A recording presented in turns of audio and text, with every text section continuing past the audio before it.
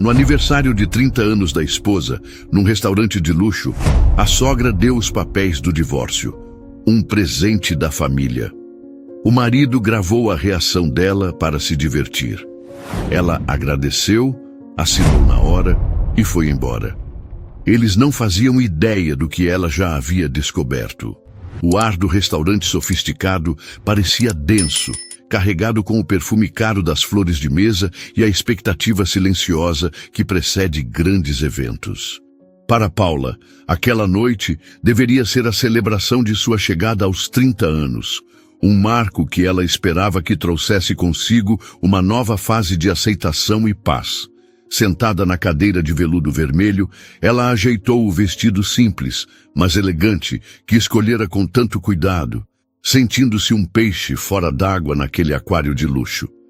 Do outro lado da mesa, sua sogra, Luciana, a observava com um sorriso fino, quase imperceptível, um daqueles sorrisos que não alcançavam os olhos e que Paula aprendera a temer.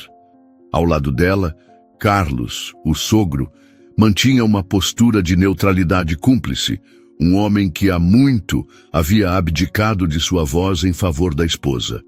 E ao seu lado, seu marido, João, parecia vibrar com uma ansiedade contida, o celular pousado discretamente sobre a toalha de linho, pronto para a ação.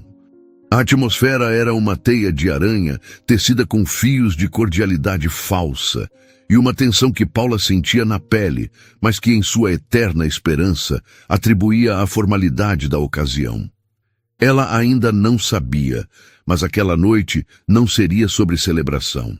Seria sobre execução. A vida de Paula com a família de João sempre fora um campo minado de sutilezas cruéis. Ela era uma auxiliar de classe em uma pequena escola infantil no bairro onde crescera, um trabalho que pagava pouco, mas que enchia seus dias de um propósito genuíno. O cheiro de giz, as risadas das crianças e os abraços apertados no fim do dia eram seu refúgio, o mundo real onde ela se sentia valorizada. Para Paula, não havia nada mais nobre do que ajudar a moldar as primeiras letras e os primeiros sonhos de uma criança. Era um trabalho de paciência, de amor, de dedicação invisível que construía os alicerces do futuro. Mas para Luciana, esse mundo era um atestado de mediocridade. Uma professora de jardim de infância, ela costumava dizer em jantares de família, com uma entonação que transformava a profissão em um xingamento velado. A frase era sempre seguida por um suspiro teatral, como se o simples fato de pronunciar aquelas palavras lhe causasse um desconforto físico. João, com o potencial que tem, formado em engenharia, trabalhando numa multinacional, ele merecia alguém que pudesse acompanhá-lo em seu crescimento, alguém que agregasse, entende? A palavra agregar era sempre dita com um peso especial, como se Paula fosse um passivo, um fardo que o filho carregava por algum capricho juvenil, ou pior, por uma caridade inexplicável. Nos encontros de família, a profissão de Paula era o elefante na sala, um tópico que Luciana fazia questão de cutucar com sua vara de ironias. Se um primo anunciava uma promoção no mercado financeiro, Luciana olhava para Paula e dizia: "Vê, querida, o mundo dos negócios é tão dinâmico, exige tanto." A frase ficava no ar, a continuação implícita de que o mundo de Paula era estático e não exigia nada além de cantar ciranda cirandinha.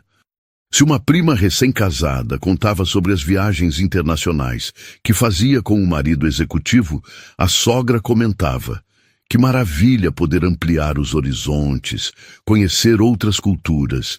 Isso enriquece tanto a alma e, claro, o currículo." Cada comentário era uma flecha envenenada, disparada com um sorriso nos lábios para que qualquer reação de Paula parecesse um exagero, uma falta de senso de humor. Carlos, o sogro, era uma figura fantasmagórica nesses eventos. Ele apenas balançava a cabeça, concordando silenciosamente com a esposa, seus olhos vazios de qualquer opinião própria. Ele era o eco de Luciana, a sombra que validava sua crueldade com uma passividade ensurdecedora. E João? João era talvez a maior de todas as decepções. No início do relacionamento, ele parecia admirar a paixão de Paula por seu trabalho. Dizia que achava lindo o jeito como os olhos dela brilhavam ao falar das crianças. Mas essa admiração foi se corroendo sob a chuva ácida e constante da desaprovação materna. Nos jantares, quando Luciana começava seu espetáculo, João desviava o olhar, envergonhado. Ele mexia no guardanapo, olhava para o teto, para o próprio prato, para qualquer lugar que não fosse o rosto da esposa, que buscava nele um pingo de apoio. Ele nunca a defendia, nunca dizia: "Mãe, pare com isso, eu amo a Paula e respeito o que ela faz." Seu silêncio era uma traição diária, uma concordância tácita que doía mais do que as palavras afiadas de Luciana. Aos poucos, ele mesmo começou a internalizar o discurso da mãe. Começou a sugerir de forma sutil que Paula talvez devesse procurar algo mais. "Amor, você é tão inteligente", ele dizia nas raras vezes em que conversavam sobre o futuro. "Você poderia fazer um concurso público, tentar uma área administrativa. Pensa no salário, na estabilidade." O que ele chamava de preocupação, Paula o via como vergonha. Ele não queria que ela fosse mais feliz ou mais realizada. Ele queria que ela fosse mais apresentável, que tivesse uma profissão cujo nome soasse bem nos círculos sociais de sua família. A humilhação era uma constante, servida em doses homeopáticas nos almoços de domingo, nas festas de fim de ano, nos comentários passivo-agressivos que minavam sua autoestima como uma gota d'água furando uma pedra. Paula começou a se sentir pequena, inadequada. Passou a evitar falar sobre seu trabalho, a dar respostas vagas quando perguntada sobre seu dia. Ela se encolhia para caber em um espaço que a família de João, deliberadamente, tornava cada vez menor.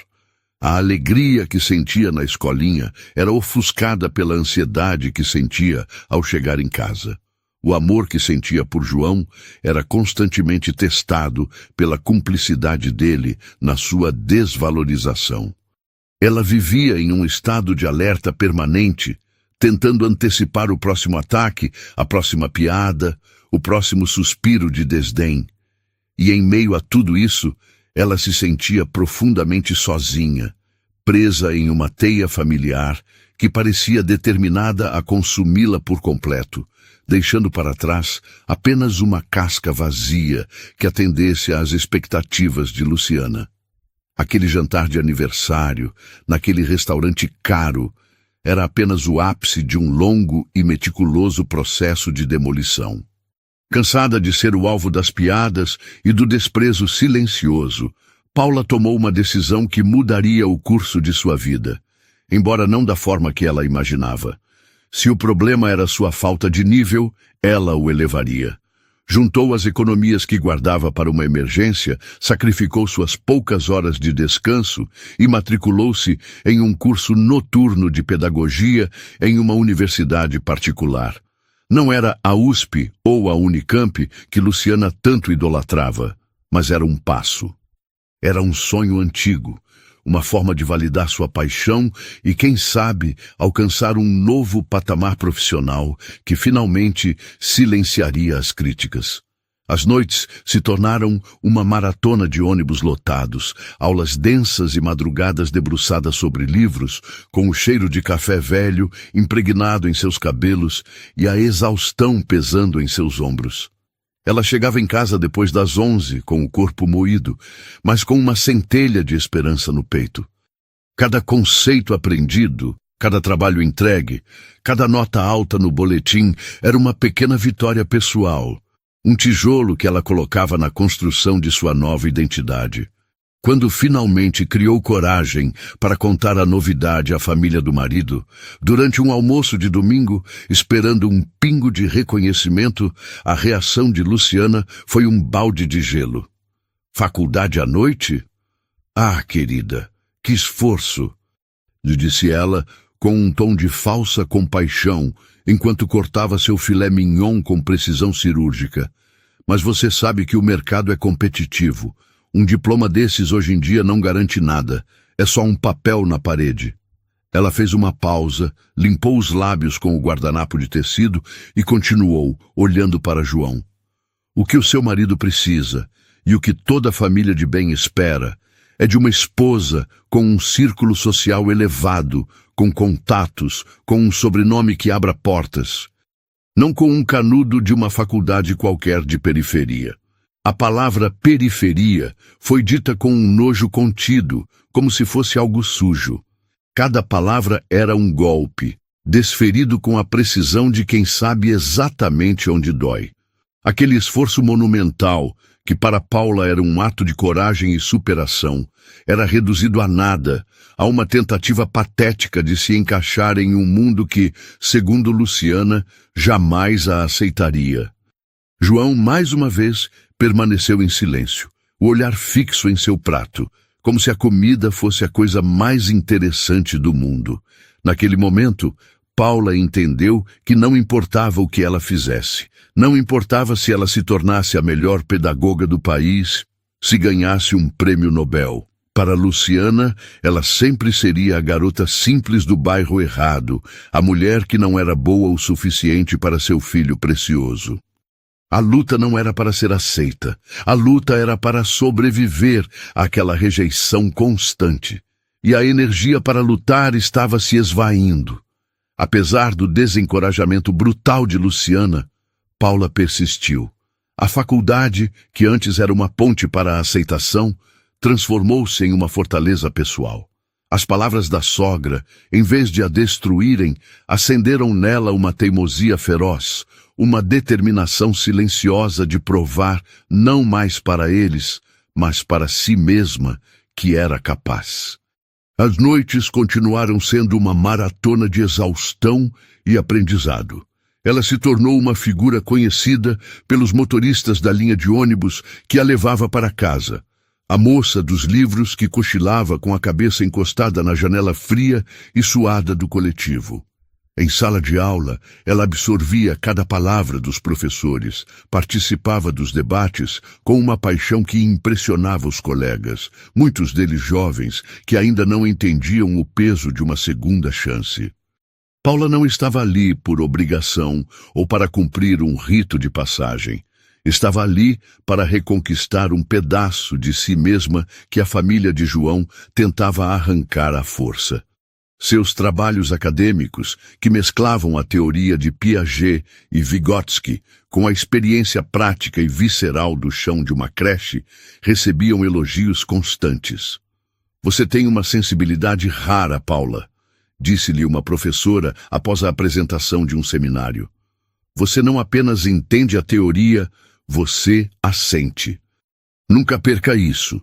Aquelas palavras eram como um bálsamo para as feridas abertas pelas críticas de Luciana. Eram a prova de que, em algum lugar, seu valor era reconhecido. Enquanto sua vida acadêmica florescia, seu casamento murchava. João parecia cada vez mais distante, um estranho que dividia a mesma cama. O apoio que ele nunca deu se transformou em uma irritação mal disfarçada. Ele reclamava do cansaço dela, das noites em que ela chegava tarde demais para cumprir suas obrigações de esposa. Reclamava do dinheiro gasto com as mensalidades e os livros, sugerindo que aquele investimento não teria retorno. "Você está se matando por um sonho que talvez nem se realize, Paula", ele disse certa noite, enquanto ela estudava na mesa da cozinha. "Enquanto isso, nossa vida está parada, meus amigos viajam, saem para jantar. E nós? Você está sempre cansada ou estudando?" Ele não via o sacrifício dela como um esforço conjunto para um futuro melhor, mas como um obstáculo para o seu conforto presente.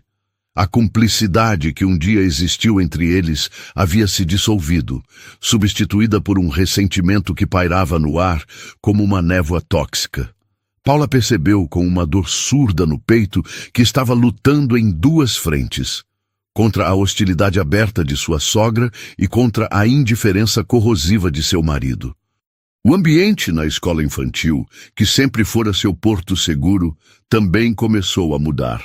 A diretora, Dona Elvira, uma senhora de bom coração, mas sobrecarregada, anunciou cortes no orçamento.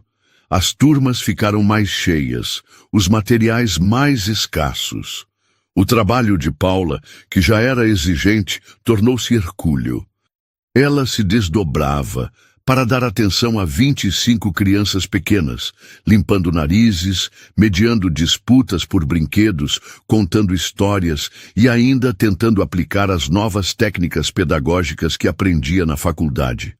O salário, que já era baixo, parecia ainda menor diante do esforço sobre-humano. Em dias particularmente difíceis, quando uma criança chorava inconsolavelmente ou quando ela não conseguia impedir que um pequeno se machucasse em uma queda boba, a voz de Luciana ecoava em sua mente. Um trabalho sem futuro, sem reconhecimento. Naqueles momentos, a dúvida a assaltava. Será que ela estava mesmo no caminho certo? Será que toda aquela luta valia a pena? A exaustão física e emocional era tão grande que, às vezes, ela se pegava chorando silenciosamente no banheiro da escola, um lugar pequeno e com cheiro de desinfetante, o único onde podia desmoronar por 5 minutos antes de colocar um sorriso no rosto e voltar para a sala de aula. E foi em uma tarde cinzenta de terça-feira, dias antes de seu aniversário, que o destino resolveu intervir de uma forma que ela jamais poderia imaginar. Chegando em casa após um dia particularmente desgastante na escola, ela encontrou a correspondência empilhada sobre o aparador da entrada. Em meio às contas de luz, água e propagandas de supermercado, uma carta se destacava. O envelope era de um papel grosso, de cor creme, com um brasão discreto em relevo no canto superior. Não era uma conta. Não era propaganda. Era oficial. Seu nome completo, Paula Guedes de Almeida, estava impresso em letras sóbrias e elegantes. O remetente era um escritório de advocacia do centro da cidade, um nome que ela nunca tinha ouvido falar. Seu coração gelou. A primeira coisa que pensou foi em alguma dívida antiga que ela desconhecia, algum problema legal que João pudesse ter se metido. Com as mãos ligeiramente trêmulas, ela se sentou no sofá, a mochila da faculdade ainda nos ombros, e abriu o selo com cuidado. As palavras que leu a transportaram para um passado que ela mal conhecia, um passado envolto nas brumas da memória infantil. A carta falava de sua mãe, Maria, falecida há quase uma década de um câncer fulminante. Maria, a mulher de sorriso doce e mãos ásperas pelo trabalho incessante, que criara Paula sozinha com o suor de seu rosto. O advogado, em uma linguagem formal e respeitosa, explicava que sua mãe havia trabalhado por mais de 20 anos como diarista e, posteriormente, como cuidadora na casa de uma senhora idosa, Dona Amélia Monteiro. Paula lembrava vagamente do nome. Sua mãe às vezes comentava sobre a patroa, uma mulher solitária que vivia em um casarão antigo e que gostava de ouvir as histórias que Maria contava. A carta prosseguia, e cada linha parecia mais surreal que a anterior. Dona Amélia, que falecera alguns meses antes, aos 94 anos, era viúva e não tinha herdeiros diretos, nem sobrinhos ou parentes próximos que a lei reconhecesse.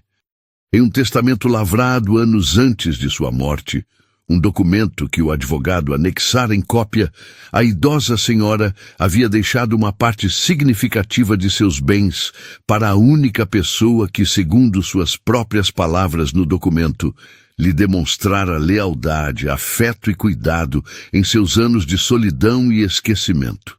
Maria Guedes. Paula sentiu o ar faltar em seus pulmões. Sua mãe, uma herdeira? A mulher que contava moedas para pagar o aluguel no fim do mês? Parecia uma piada, um engano cruel. Mas a carta era clara, e a cópia do testamento com o reconhecimento de firma do cartório parecia inquestionavelmente real. E então veio o golpe final, a frase que fez o mundo de Paula girar em seu eixo. Como sua mãe, a beneficiária primária, já era falecida, a herança, por direito de sucessão, passava diretamente para sua única filha e herdeira legal. Para ela, para Paula.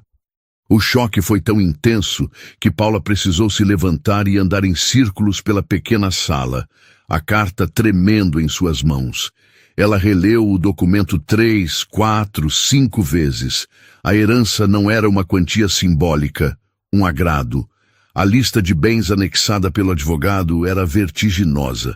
Incluía o próprio casarão onde Dona Amélia vivera, uma propriedade suntuosa em um dos bairros mais nobres e arborizados da cidade. Um lugar que ela só via pela janela do ônibus a caminho do centro. E além do imóvel, havia uma carteira de investimentos financeiros, ações, fundos, títulos do tesouro, cujo valor total a fez ler o número várias vezes para ter certeza de que não estava adicionando zeros a mais. Era uma fortuna. Uma quantia que ela não conseguiria juntar nem em 10 vidas com seu salário de auxiliar de classe.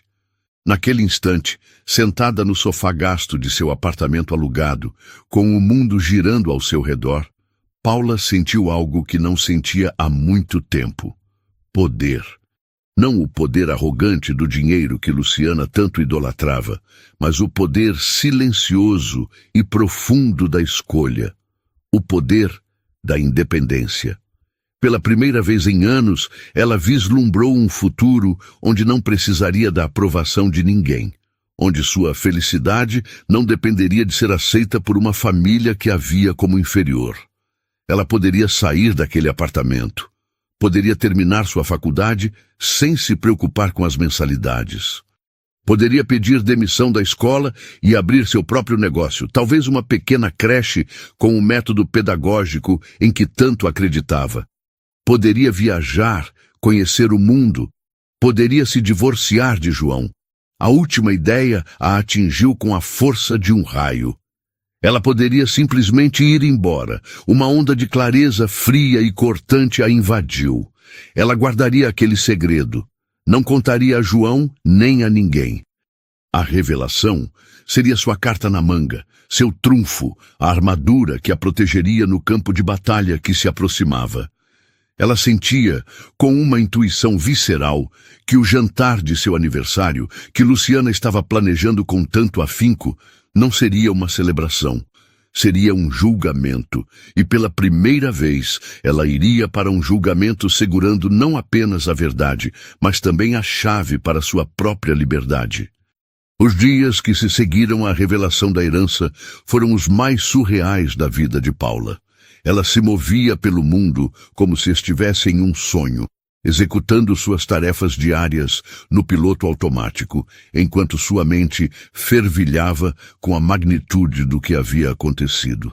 A carta do advogado e a cópia do testamento estavam escondidas no fundo de sua gaveta de roupas íntimas, dentro de um envelope pardo, um segredo explosivo guardado sob pilhas de sutiãs e calcinhas de algodão. Várias vezes ao dia, quando estava sozinha, ela abria a gaveta apenas para tocar o envelope, para se certificar de que era real, de que não havia sido uma alucinação provocada pelo cansaço. O peso daquelas folhas de papel era o peso de uma nova realidade, uma realidade que a assustava e a embriagava na mesma medida. Na escola, enquanto ajudava um aluno a amarrar os sapatos ou lia uma história sobre um patinho feio que se descobria cisne, ela sentia uma pontada de ironia. Ela era o próprio patinho feio da história e acabara de descobrir que tinha um par de asas magníficas escondido sob a plumagem modesta. A descoberta da herança aguçou seus sentidos de uma forma extraordinária. Ela começou a observar a família de João com uma clareza que nunca tivera antes. Era como se uma névoa tivesse se dissipado, revelando os contornos nítidos e feios da manipulação e do desprezo que sempre estiveram ali, mas que sua esperança e seu amor por João a impediam de enxergar plenamente. A insistência de Luciana em organizar o jantar de aniversário em um restaurante caro, por exemplo, agora soava completamente diferente aos seus ouvidos. 2 dias após Paula receber a carta, a sogra ligou. Sua voz era um melado artificial, pegajoso e falso. Paula, querida, já decidi o lugar para a sua comemoração. Um restaurante italiano maravilhoso, super exclusivo. Quero fazer algo especial para você. Um evento à sua altura, para celebrar essa data tão importante. Antes, Paula teria se agarrado àquelas palavras com uma gratidão desesperada, vendo-as como um ramo de oliveira, um sinal de que seus esforços na faculdade estavam talvez começando a ser reconhecidos. Mas agora, com o conhecimento da herança guardado em seu coração como um tesouro, ela via a armadilha por trás da gentileza. A expressão, à sua altura, não era um elogio. Era o prenúncio de uma humilhação planejada para acontecer em um palco grandioso. O comportamento de João também se tornou transparentemente suspeito. Ele, que mal se lembrava da data do aniversário dela nos anos anteriores, de repente se mostrava animadíssimo com a festa surpresa que sua mãe estava organizando. "Você vai adorar, amor. Mamãe está caprichando", ele dizia com um brilho estranho nos olhos, um entusiasmo que não combinava com a apatia que vinha demonstrando há meses. Ele trocava mensagens de texto constantes com a mãe e a irmã, sorrindo para a tela do celular de um jeito conspiratório. Quando Paula passava por perto, ele virava o aparelho rapidamente, como um adolescente escondendo uma conversa proibida. A cumplicidade entre ele, a mãe e o sogro era palpável. Carlos, o sogro, em uma rara demonstração de iniciativa, também ligou para ela, sob o pretexto de confirmar o endereço. Sua sogra preparou uma grande surpresa, Paula. "Esteja linda, você vai se emocionar", ele disse, e o sorriso em sua voz era o de um cúmplice satisfeito, o de alguém que sabe o final do filme e se delicia com a ignorância da protagonista. Paula concordou com tudo, desempenhando com maestria o papel da nora ingênua e grata. "Nossa, Luciana não precisava de tanto", ela disse ao telefone. "Que gentileza da parte de vocês. Estou muito feliz." Cada palavra era uma peça que ela movia em seu próprio tabuleiro de xadrez. Um jogo silencioso que só ela sabia que estava sendo jogado. Enquanto eles planejavam sua emboscada, Paula planejava sua defesa, e sua defesa seria a verdade. Ela entrou em contato com um advogado, Dr. Arantes, um senhor de voz calma e paternal que a tratou com uma dignidade que ela não recebia em sua própria casa. Ela foi ao escritório dele em uma tarde em que disse a João que teria uma aula extra na faculdade. O prédio imponente no centro da cidade, com seu mármore frio e elevadores silenciosos, a intimidou por um momento, mas a sensação se dissipou assim que Dr. Arantes a recebeu. Ele explicou pacientemente cada cláusula do testamento, cada detalhe sobre os investimentos, cada passo do processo de inventário. Ele falou sobre Dona Amélia, a patroa de sua mãe, descrevendo-a como uma mulher de personalidade forte, mas muito solitária, que via em Maria uma confidente, quase uma filha. "Sua mãe falava muito de você para ela, Paula", disse o advogado, e os olhos de Paula se encheram de lágrimas. Dona Amélia sentia que, ao deixar essa herança para sua mãe, estava de alguma forma garantindo o futuro da filha, que Maria tanto amava e pela qual tanto se sacrificava.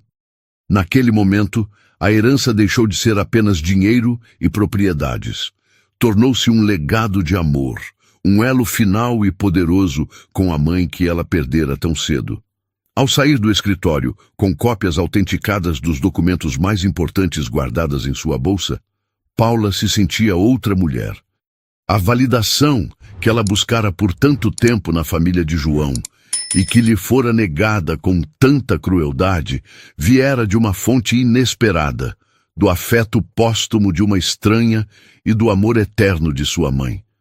Ela não precisava mais da aprovação deles. Ela não precisava mais se diminuir para caber no mundo mesquinho deles. A gratidão que sentia era imensa, mas também era uma gratidão que vinha com um senso de responsabilidade.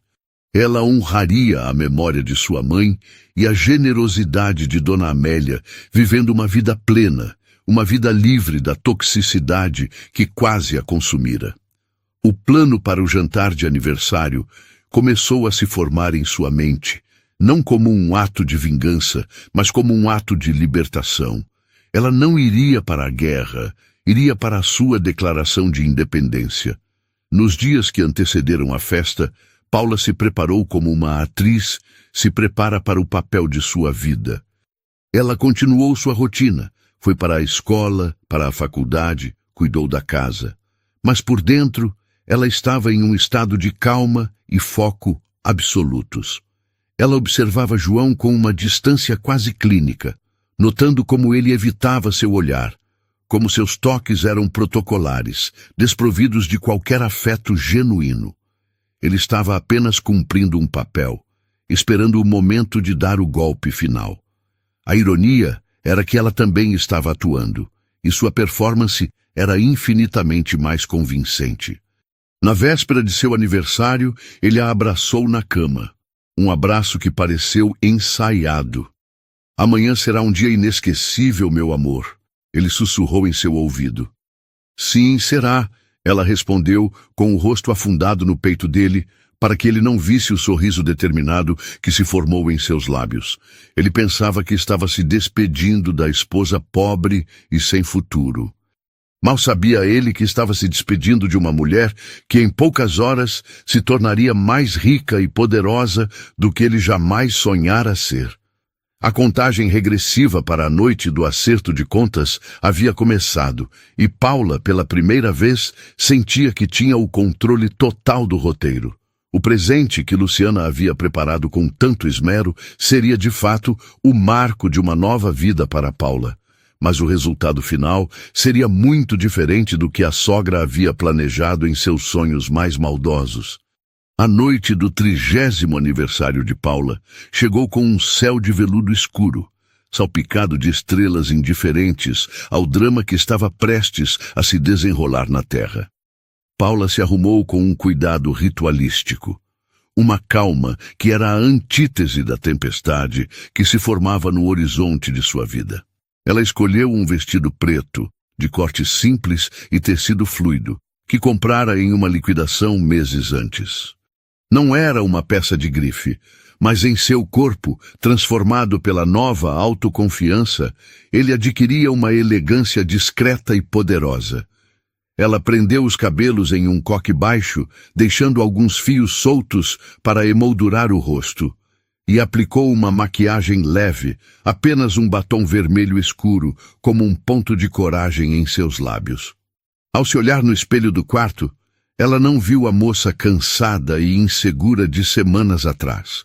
Viu uma mulher no limiar de sua própria história, uma soberana prestes a reivindicar seu reino. Na bolsa, ao lado da carteira e do celular, repousava o envelope pardo contendo as cópias autenticadas do testamento e da matrícula do imóvel. Era sua arma, sua declaração, seu passaporte para a liberdade. João a esperava na sala, impaciente, já vestido com uma camisa social, que cheirava a amaciante e a pressa. "Você está linda", ele disse, mas seus olhos passaram por ela sem realmente a verem. O elogio foi automático, um item riscado de uma lista de coisas a fazer antes do grande evento. Ele estava mais interessado em seu relógio, na hora, na logística da emboscada. "Vamos, mamãe já deve estar chegando lá, ela odeia atrasos." Durante o trajeto de carro, um silêncio pesado se instalou entre eles. João tamborilava os dedos no volante, uma melodia nervosa que traía sua ansiedade. Paula olhava pela janela, observando as luzes da cidade passarem como borrões, sentindo uma estranha paz. Era a calma que antecede a batalha, a certeza de quem conhece seu próprio poder. e sabe que, independentemente do resultado, não sairá derrotada. Ela não sentia mais a necessidade de preencher o silêncio, de buscar a aprovação dele, de decifrar seu humor. Ele havia se tornado um personagem secundário em sua própria vida, e ela o observava com a curiosidade distante com que se observa um ator em um palco. O restaurante escolhido por Luciana era exatamente como Paula imaginara, ostensivamente luxuoso. Um manobrista de uniforme engomado abriu a porta do carro.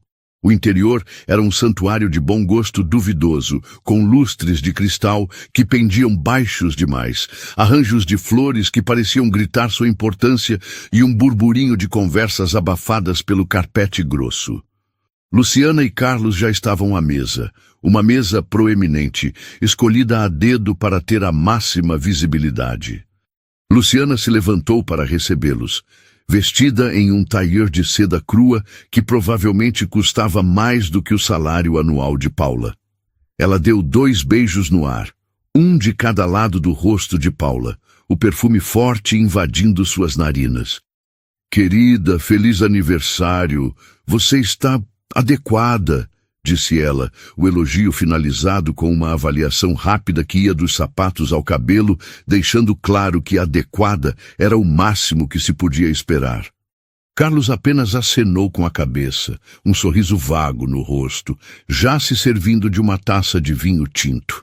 A mesa estava posta para 4, mas a energia ali era a de um pelotão de fuzilamento esperando sua vítima. O jantar se arrastou em uma encenação de normalidade. Luciana falava incessantemente sobre sua última viagem à Europa, sobre o filho de uma amiga que acabara de passar em um concurso para diplomata, sobre a desvalorização do mercado imobiliário em bairros menos favorecidos. Cada assunto era uma oportunidade para traçar uma linha entre o mundo deles, o mundo do sucesso, do dinheiro, da relevância, e o mundo de Paula.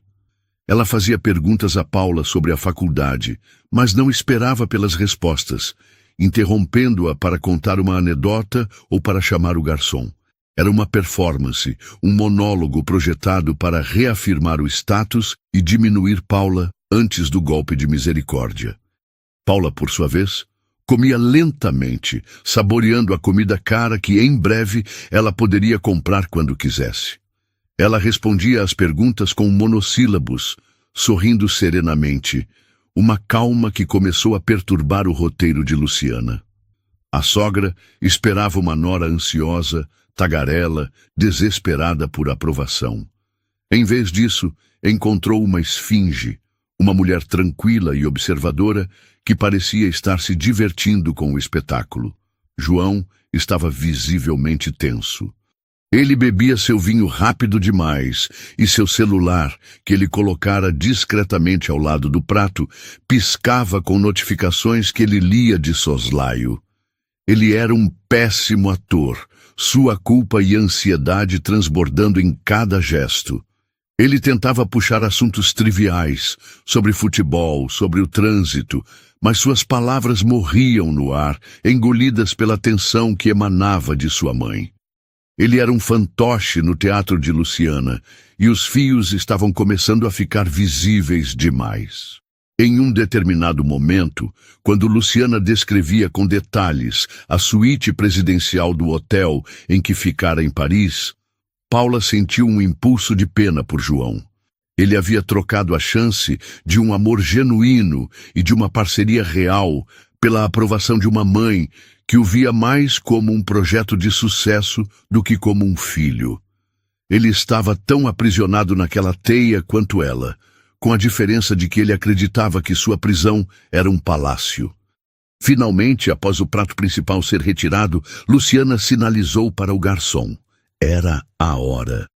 "Bem, acho que chegou o momento mais esperado da noite", disse ela, sua voz subindo um tom, projetada para alcançar as mesas vizinhas.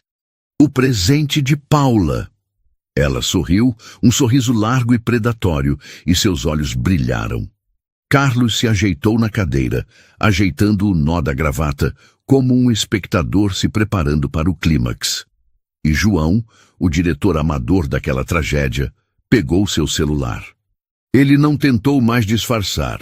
Apontou o aparelho abertamente na direção de Paula, o dedo indicador pronto para pressionar o botão de gravar.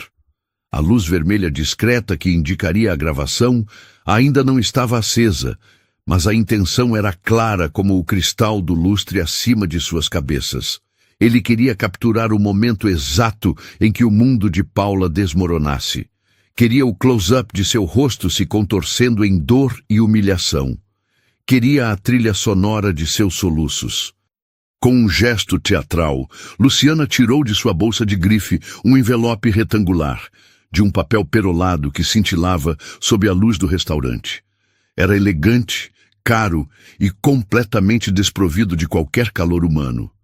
"Paula, querida", começou ela, e sua voz era um veneno doce. "Nós, como sua família, pensamos muito no que lhe dar. Algo que fosse significativo, algo que representasse uma mudança real em sua vida, um passo em direção a um futuro que você merece."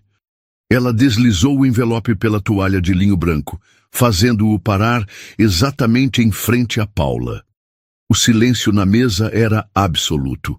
As conversas das mesas ao redor pareciam ter se distanciado, um zumbido indistinto no fundo. O universo de Paula se reduziu àquela mesa, àqueles 3 rostos que a encaravam com uma expectativa cruel, e ao envelope branco que continha sua sentença. Ou, como ela agora sabia, sua carta de alforria. Ela olhou para Luciana, depois para Carlos, e por último para João, que a encarava por cima da tela do celular, o rosto tenso de antecipação. Ela respirou fundo, não de medo, mas de preparação. O espetáculo estava prestes a começar, e pela primeira vez ela era a diretora. O envelope perolado repousava sobre a toalha de linho como uma promessa de gelo. Paula o encarou por um longo momento, sentindo os olhares de seus 3 algozes fixos nela, pesados como pedras. O mundo ao redor parecia ter se dissolvido em um borrão de luzes e murmúrios. Só existia aquela mesa, aquele instante suspenso no tempo. João, com o celular erguido, finalmente pressionou o botão. Uma minúscula luz vermelha piscou no canto do aparelho. O olho do ciclope agora oficialmente aberto, faminto pela imagem de sua devastação. Luciana sorria, um sorriso de Mona Lisa macabra, a satisfação antecipada repuxando os cantos de seus lábios perfeitamente contornados. Carlos, o eterno coadjuvante, pigarreou, um som nervoso que quebrou o silêncio tenso. "Abra, Paula", ele disse, sua voz um pouco mais alta que o necessário. Sua sogra escolheu com muito carinho. A ironia era tão espessa que poderia ser cortada com a faca de peixe que ainda estava sobre a mesa. Com uma calma que surpreendeu a si mesma, Paula estendeu a mão e pegou o envelope. O papel era liso e frio ao toque. Ela não o rasgou com a ansiedade que eles esperavam. Em vez disso, passou o dedo pela aba, descolando-a com uma precisão deliberada, como se estivesse abrindo uma correspondência de rotina. O som suave do papel se separando foi o único ruído naquele vácuo de expectativa.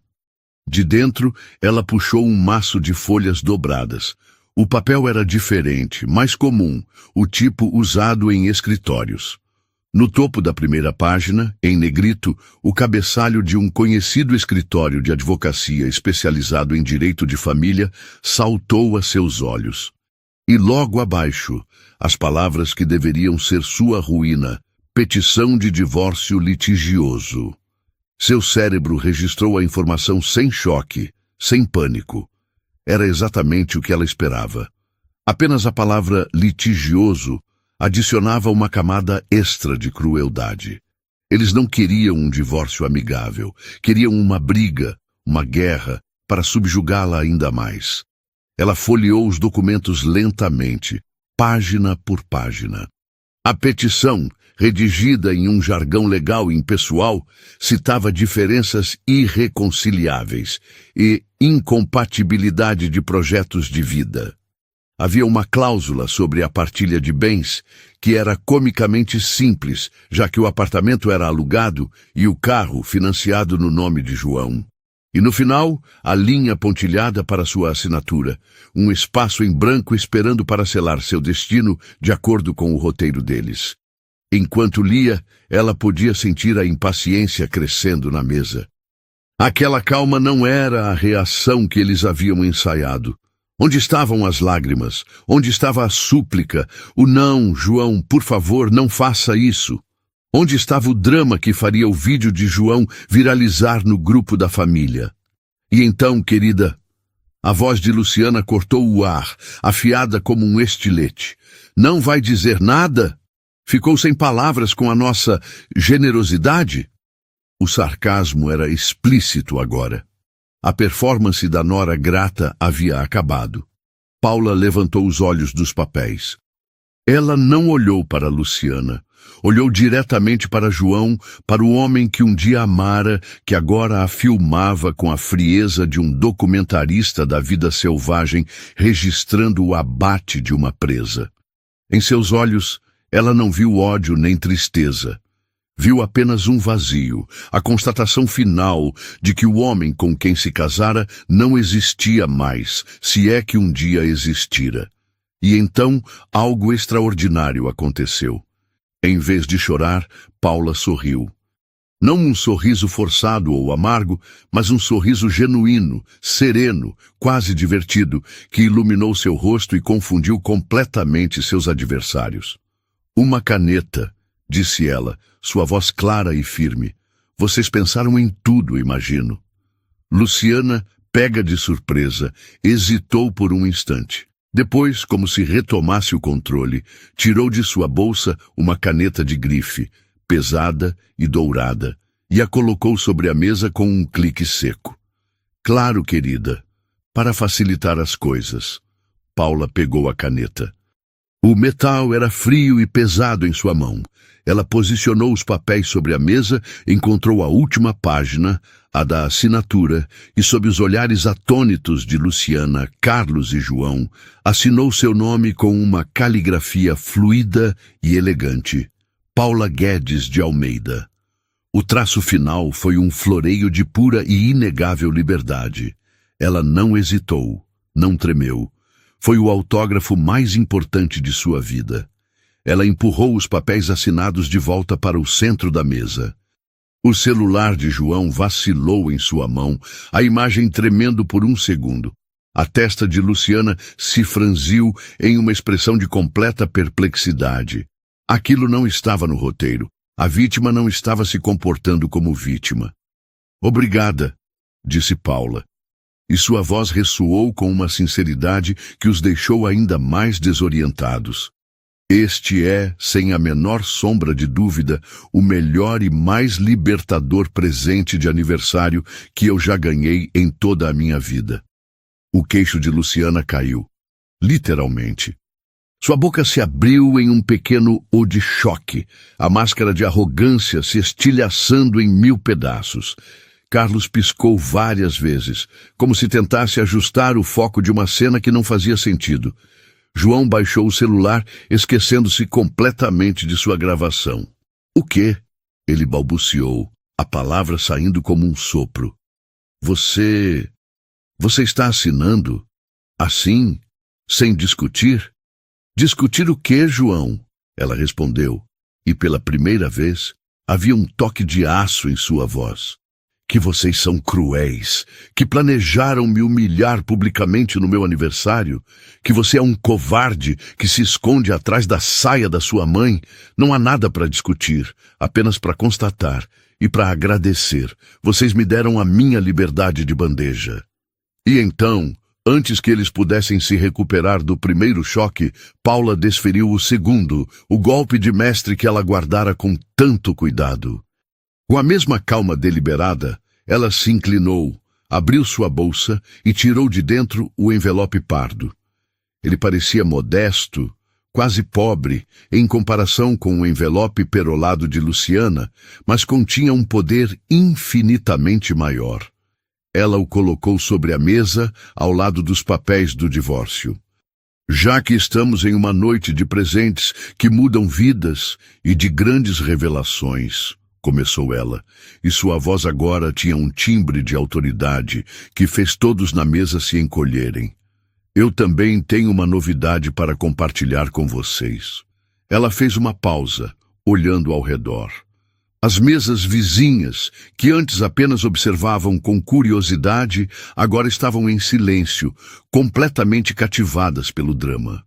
Os garçons pararam a uma distância respeitosa. O restaurante inteiro havia se tornado seu palco.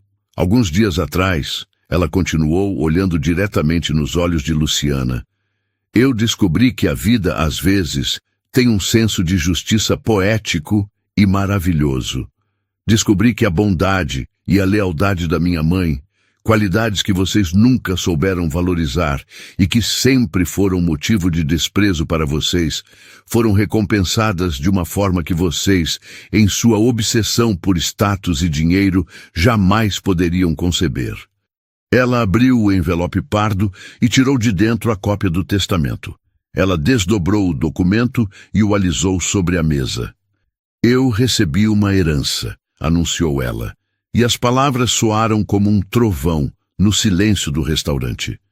Uma herança deixada pela antiga patroa da minha mãe. Uma herança que inclui... Ela fez uma pausa, saboreando cada palavra. Uma casa em um dos bairros mais caros desta cidade e uma independência financeira que me permite nunca mais, em toda a minha vida, ter que ouvir de ninguém que eu não sou à altura. O impacto daquelas palavras foi imediato e devastador. O rosto de Luciana passou do choque para a incredulidade e, em seguida, para uma palidez cadavérica. Carlos engoliu em seco, o pomo de Adão subindo e descendo em seu pescoço. E João olhava para Paula como se a visse pela primeira vez. O celular caiu de sua mão sobre a mesa com um baque surdo, a tela escura agora refletindo o rosto atônito de um homem que acabara de perceber que havia jogado fora um bilhete de loteria premiado no exato momento em que o prêmio era anunciado. A esposa que ele desprezava, a professorinha que o envergonhava, era agora, inacreditavelmente, uma herdeira. E ele acabara de assinar os papéis que o separavam dela e de sua fortuna para sempre. O silêncio que se seguiu à revelação de Paula foi mais profundo e mais pesado do que qualquer ruído. Era um vácuo, um buraco negro de choque que sugou todo o ar daquela mesa. Luciana estava congelada, a boca ainda ligeiramente aberta, os olhos fixos no testamento sobre a mesa, como se fosse uma serpente prestes a dar o bote. Sua mente, tão rápida para a maldade e para o cálculo social, simplesmente não conseguia processar a informação. A narrativa que ela construíra por anos, a de Paula como uma coitada, uma usurpadora de status inferior, havia se desintegrado em segundos, e o que restou em seu lugar foi uma realidade humilhante. A nora que ela tentara esmagar era agora, por um golpe do destino, mais rica e mais poderosa do que ela talvez jamais fosse. A caça havia virado a caçadora, e a armadilha que ela montara com tanto esmero havia se fechado sobre ela mesma. Carlos, pela primeira vez, parecia ter uma expressão própria. Era uma mistura de espanto e um pavor quase cômico. Ele olhava de Paula para a esposa e de volta para Paula, como se assistisse a uma partida de tênis em que uma das jogadoras de repente sacasse um canhão. Ele abaixou os olhos, encarando o próprio colo, um homem derrotado que finalmente percebia que havia apostado no cavalo errado. Sua cumplicidade silenciosa, sua passividade conveniente, agora lhe custavam a vergonha de estar associado àquele fiasco monumental. João, por sua vez, estava catatônico. O celular esquecido sobre a mesa era um epitáfio para sua estupidez. Ele olhava para Paula, para a mulher serena e forte à sua frente, e a imagem não se encaixava com a figura frágil que ele e sua mãe haviam tentado criar e destruir. A percepção do que ele havia perdido, não o dinheiro, mas a mulher que ele subestimara tão profundamente, começou a despontar em sua mente com a clareza dolorosa de uma manhã de ressaca. Ele não apenas se divorciara de uma herdeira, ele se revelara um homem pequeno, cruel e manipulado, e tudo isso fora testemunhado por um restaurante inteiro. E então o silêncio foi quebrado, não por ninguém da mesa, mas por um aplauso solitário que veio de um canto do salão. Foi o garçom que o servira, um jovem de olhar atento que assistira a tudo à distância. Seu aplauso foi hesitante no início, mas depois firme. E como uma faísca em palha seca, ele contagiou o ambiente. Uma senhora em uma mesa próxima, que ouvira claramente a declaração de Paula, começou a aplaudir também. Depois, seu marido. Em segundos, uma onda de aplausos se espalhou pelo restaurante. Eram os outros clientes, estranhos, que mesmo sem conhecer toda a história, entendiam a essência do que havia acontecido ali. Eles viram uma mulher ser encurralada e, em vez de sucumbir, ela se erguera com uma dignidade e uma força admiráveis. Eram aplausos para a coragem, para a reviravolta, para a justiça poética que raramente se vê fora das telas de cinema. Paula sentiu o rosto corar, não de vergonha, mas de uma emoção avassaladora. Ela olhou ao redor e viu os rostos sorridentes de estranhos. Pessoas que a apoiavam, que celebravam sua vitória. Era a validação mais pura e inesperada que poderia receber. Ela se levantou, a postura ereta, o queixo erguido. Alisou o vestido preto, um gesto simples que pareceu carregar todo o peso de sua transformação. Ela olhou uma última vez para os 3 rostos pálidos e chocados à sua frente. Não havia mais nada a ser dito. Sua vitória não precisava de um discurso. O silêncio deles, contrastando com os aplausos do restaurante, era a mais eloquente das conclusões. Com uma serenidade que era a sua maior vingança, Paula virou as costas para a mesa, para o casamento fracassado, para os anos de humilhação. E caminhou. Cada passo para fora daquele restaurante era um passo em direção à sua nova vida. O som dos aplausos a acompanhou como uma trilha sonora até a porta, um hino à sua libertação. Ao passar pela porta giratória e sentir o ar fresco da noite em seu rosto, ela respirou fundo, um ar que parecia mais limpo, mais leve. Ela não olhou para trás. Não precisava. O passado estava onde deveria estar.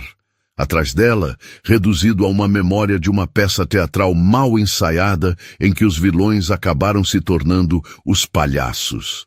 O presente cruel de Luciana não fora o fim de sua história. Fora o prólogo. O verdadeiro best-seller de sua vida estava apenas começando a ser escrito, e pela primeira vez a autora era ela. E assim, com a cabeça erguida e o som da vitória ecoando em seus ouvidos, Paula caminhou para o primeiro dia do resto de sua vida. Uma história como essa nos lembra que, às vezes, os maiores presentes vêm nos pacotes mais cruéis e que a nossa força mais verdadeira floresce justamente quando tentam nos enterrar. Espero que vocês tenham se emocionado e vibrado com a jornada da Paula, tanto quanto eu ao contá-la. Histórias são a alma do nosso canal, e a sua presença aqui é o que nos move a encontrar e compartilhar essas narrativas de superação que nos tocam tão fundo. Agora, eu quero muito saber a sua opinião. O que você sentiu com essa virada de jogo? Se pudesse dar uma nota para a coragem da Paula, de 0 a 10, qual seria? Deixe aqui nos comentários. Eu leio todos e adoro ver as reações de vocês. E se você acredita no poder das histórias para inspirar, para curar e para nos fazer sentir menos sozinhos, eu te convido a fazer parte da nossa família. deixa seu like e se inscreva no canal. Assim, sempre que uma nova história como a da Paula surgir, você será um dos primeiros a embarcar nessa jornada com a gente. Muito obrigado por sua audiência, por seu tempo e por sua sensibilidade. A gente se vê na próxima história.